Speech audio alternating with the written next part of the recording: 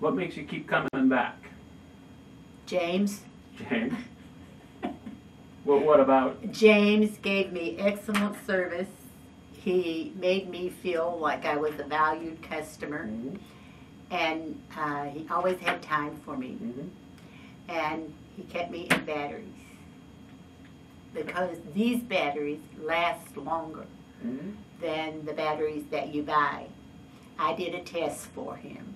And he used me in an ad for him that he sent out in the Amish country. All those people out there know me. So they would call me and they would say, "Did you tell them that?" And I'd say, "Yep, that's the way it is." And also I would get calls from others, English or outsiders, as they say, and they would say, "Are you a real person?" I said, "Yes, I am. And I live here, and I run a business, and I have to hear." Well, obviously you're a valued customer. That's why James and I and Robert discussed these hearing aids and this. We appreciate everything you've done for us. Now, prior to this, if you hadn't called, was her name Margie? The phone call you just made, was that Margie? No, Maryland. Maryland. Would you have been able to talk that easily to Maryland? Oh, yes. I have real good rapport with all the Amish. Well, I mean on your telephone. Oh, on the telephone, yes. Yeah. I can talk to her now better than I could when without my with my old hearing aids. Is that easy? I mean, do you find that's an easy? Well, I've been studying this thing. Mm-hmm. I charged it up and then I've been studying it. I could not wear the little butterfly things in the ear because it didn't close out enough outside noise. But see, this does. So this works better. Okay. Robert. See, I know Robert personally and his wife personally. I knew that they were familiar enough with me and my hearing problem that they would see that I got service.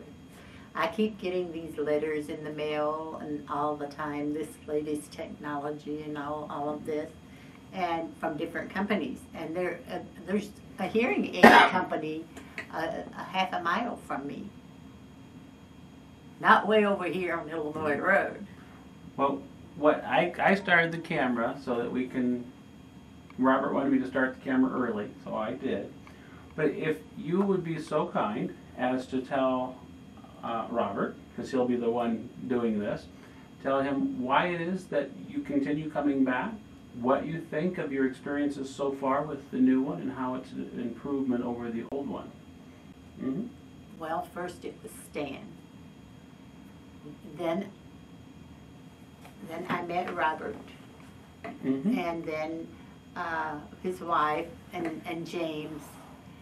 James took over after Stan went to Florida, and then I had him all the time. But they have treated me very nicely. I've always made themselves available for me. And like when I called that 800 number, I knew they would know where James was. Mm-hmm. He had gone to Michigan. I was ready to go to Michigan. Anyway, I have always stood behind advanced hearing. I went to ENT first. I had a Dr. Griffin and a Dr. Call at ENT. They're medical doctors. And then I had, the first hearing aid I got was from somebody on Berry Street. And he put the hearing aids in and he took me outside and he said, "What do you hear?" Well, I heard the wind and tires going by. And then I don't remember how I found advanced hearing to start with. But once I went and they serviced my hearing and that, I was very happy with them. And like I said, James always saw I had the batteries. So, and then I met Robert. And Robert is a down-to-earth person.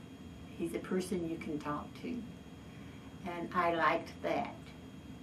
And then I became friends with James and the whole crew, because every time we came in, my husband came with me. And remember the young man there still remembered my husband from when. That was Sean, yeah. Yeah, when I went there.